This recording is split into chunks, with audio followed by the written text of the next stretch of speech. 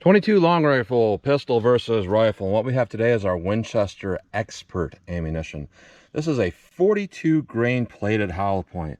I've actually never heard of this, but it's rated at 1320 feet per second, which is a pretty good rating for a 42 grain. And it is kind of an odd weight, but we can kind of see here that, you know, some of that bullet weight is more towards the nose of that bullet. So it's a little bit more round nose, and that might make a really good self-defense cartridge, having a little bit more mass to it.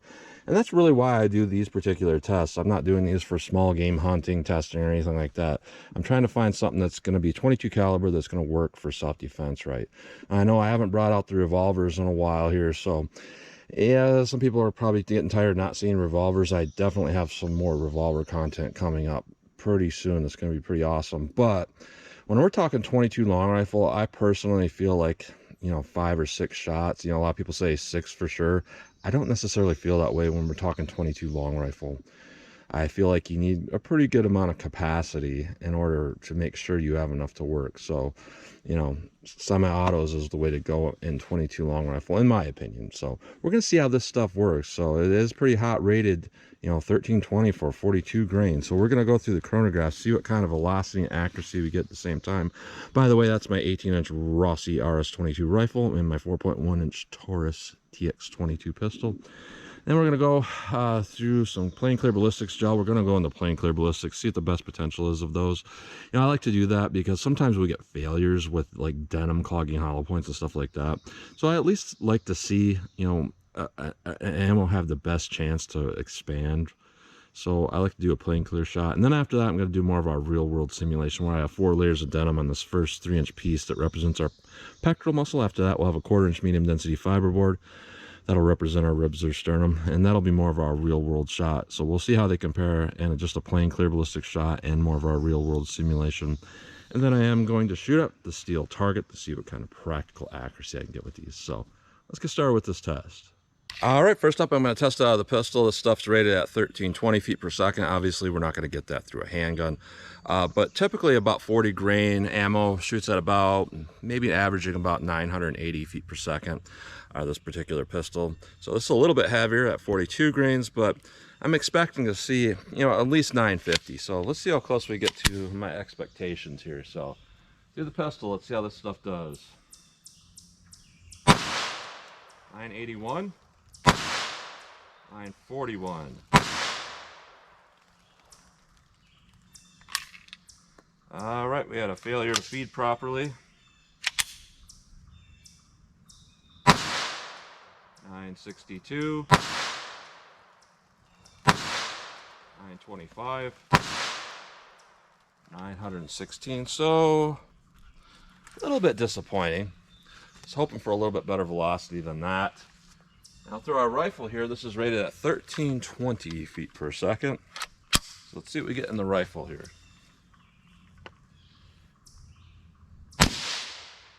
1199. 1223, 1228,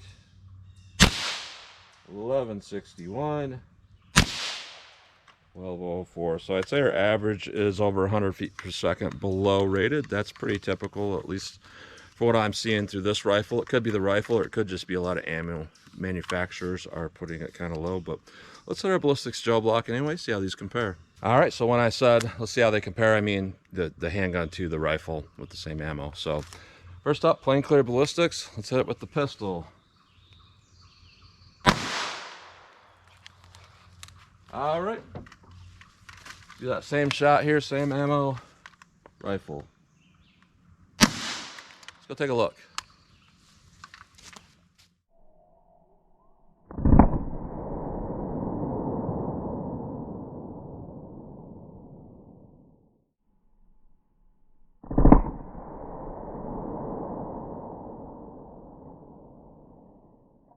All right, so very interesting. I can't say it's much different than what I would expect to see, honestly. We had good damage to the pistol right here. I mean, it's possible that's tumbling too. The bullet does not have any expansion, which I didn't really expect any, but what I am hoping for is enough bullet mass to have adequate penetration. It looks like we're not quite there. camera parallax will make it look like the bullet's actually further up than where it actually is. But what I'm seeing here is we're at 11.5 inches. So just a little bit shallow for penetration out of the pistol. Now when we look at through the rifle, we have some pretty good energy dump in that first 3 inches. Pretty good damage overall. We lost a piece of that bullet there, but we have some okay mushrooming of that bullet, and we're at about 14.5 inches. So if we're talking self-defense, it seems like a pretty good choice out of a rifle as far as what I'm seeing in plain gel.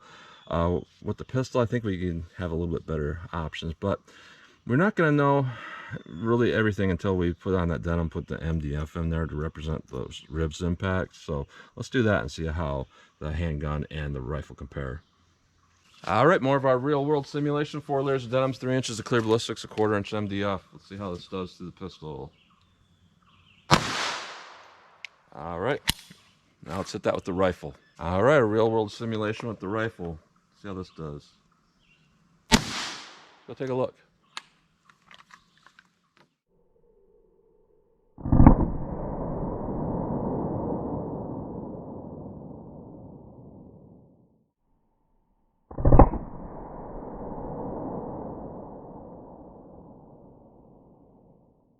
All right, so let's pull this MDF out here. What we can see here with our pistol impact on the bottom is it does look like, you know, it started to tumble a little bit before it hit this, and then it kind of tumbled through that. As where with the rifle, we can definitely see that it was expanding before it hit this MDF. And interesting here, this is kind of what I see a lot of times. Both of these really underpenetrated though.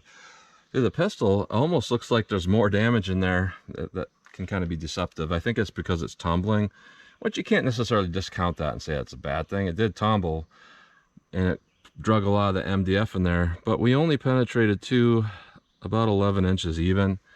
I can't tell if there's bullet expansion. It does look like there's a little bit, of deformation. Now with our rifle, it looks like there's really big expansion. It could just be the angles I'm looking at or the way the gel looks, but I do see some good expansion. However, we're only at about just shy of 10 inches of penetration. So, you know, I don't want to say stuff's a failure, but we can say that, you know, looking at it as being used for self-defense ammo, I think there's better choices out there than this. I was really hopeful that extra bullet mass, you know, along with having that 13-20 feet per second would have made it penetrate really far and not overexpand, but it kind of looks like it did the opposite of that. It almost seems like a much lighter bullet because it's dumping its energy and not penetrating enough. So let's pull these out, take a closer look at these, and then I'm going to shoot my steel. We'll see what kind of practical shootability I can get with these. All right, so here's a look at these bullets here. This is through our plain gel. Interesting here. It looks like we lost the whole front of that bullet with the one through the rifle here. So one through the pistol, still all together, big long bullet. One through the rifle, all the pieces busted off, and there's not much left to it. And I don't even see that many pieces when I look in there. I just see like one maybe. I actually just see 2. So it does look like the whole hollow point opened up and then busted off. So yeah, I guess that's okay performance in a way. Now when we go through our MDF, things changed quite a bit here, because through our pistol, we got some pretty decent expansion here through the denim and MDF with the pistol versus the plain gel. So that's kind of surprising to see that. And when we look at our MDF shot with the rifle, there's a huge amount of expansion going on. A lot more than through plain gel. So I would say overall, both of these did a little bit better through our rip simulation and denim than what they did in plain gel. You know, our plain gel shots are here, rifle, pistol, MDF are over here, rifle, pistol. So it looks like that rib simulation did expand them out a lot, but we did not get adequate penetration. You know, I've seen 22 rounds actually expand to about 30 caliber and still get, you know, 13-14 inches. So this was pretty subpar in what it did overall, but it's not to say it wouldn't make an okay small game round, but yeah, it's kind of disappointing for personal defense. So that's a close-up look at those. All right, 12 yards from that target. I always like to see what kind of rapid fire shootability I can get with stuff like this. So let's see how our Winchester 42 grain does. Let's get a sight picture, pop them off, see how they shoot for me.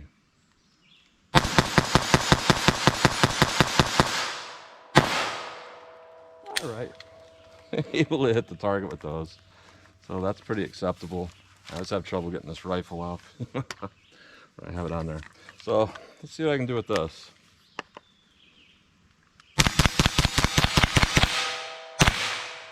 All right, so looks pretty acceptable for me for shootability. And I'm actually surprised that it ran. I thought it was gonna malfunction, to be honest. So let me paint that up, back up, see how they do from a little more distance. All right, I decided to come back to 100 yards. Why not? Let's just see what I can do. I was noticing at 12 yards, I was having a hard time getting a good sight picture because of those earmuffs. So I did put in earplugs. So don't worry about that. So let's see if I can make any hits with these 42 grain rounds here at 100 yards through our rifle. See how these do.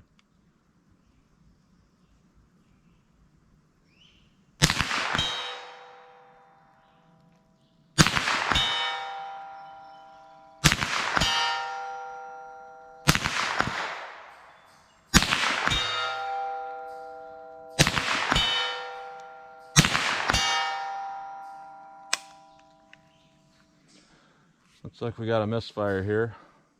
That one shot I missed, I actually aimed at the head on that silhouette. For some reason, I just was trying to see where they were hitting, even though I was already hitting.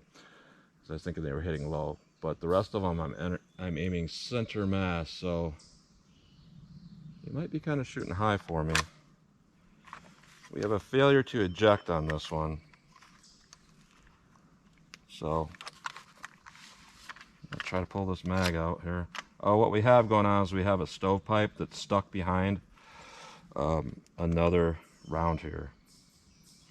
I don't have a tool with me to get this thing out. It'll take me a second here, so I'll be right back.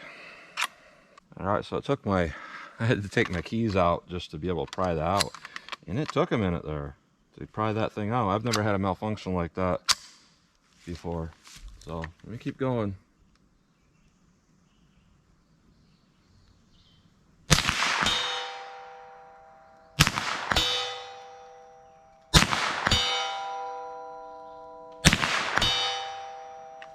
All right, so I didn't have a problem hitting the target at all, but not particularly reliable in that particular rifle. But I've seen that with a lot of Winchester products, so I'm gonna try it with the pistol. Now this is a challenge here. I'm not really sure where to hold here. I'm just gonna hold center and see what happens.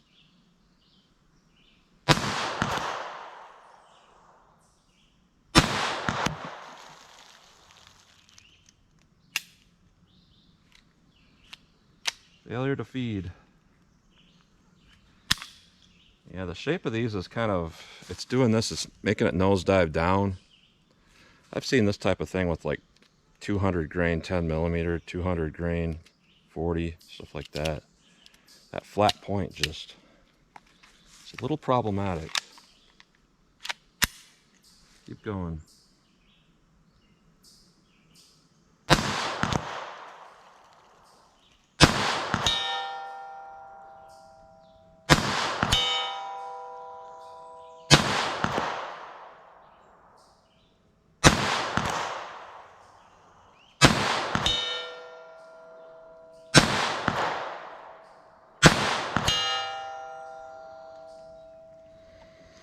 Another failure to feed type of issue going on here.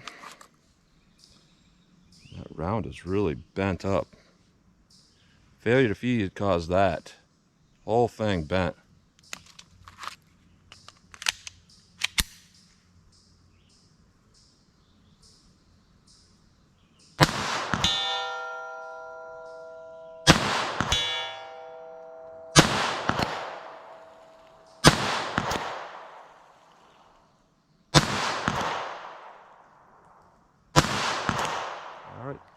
I don't know why I missed those last few shots there. I was aiming in the same spot I always had been. So what we're seeing here, interesting performance. By interesting, I mean not so great. You know, I was kind of intrigued by the name Xpert. I think I know why they named it Xpert. You kind of got to be some sort of expert to use it correctly. It gets stuff running correctly. So even though at the beginning of the video I said, you know, I would not be the type of person that would recommend a 22 long rifle revolver, I think you pretty much would need a revolver for this stuff to run adequately. I had so many different types of failures. They're all kind of different in some way, like a weird inside stovepipe that was jammed between the rim and the top of the receiver and the inside. We had failures to feed multiple times. Really weird accuracy changes. It seems that way to me anyways. Bent rounds. This ammo is just not for me. I wasn't really seeing anything about this ammo that really stood out as being good. Just the ballistic performance wasn't good. Everything else about it, reliability wasn't good either. So, I mean, it's ammo. It'd work in a pinch if you're small game hunting, but even then, I think you could get a lot better stuff than this. And for using it for a self-defense cartridge, again, it just didn't penetrate enough. I've seen much better penetration from 32 grain rounds. And I was thinking of 42, we got that mass, and it might not expand that much. But it doesn't, then it will for sure penetrate enough. Well, the shots that didn't expand did not penetrate enough. So overall, not so great. So that's what you get today with this. So as always, comment, share, and like. And thanks for watching.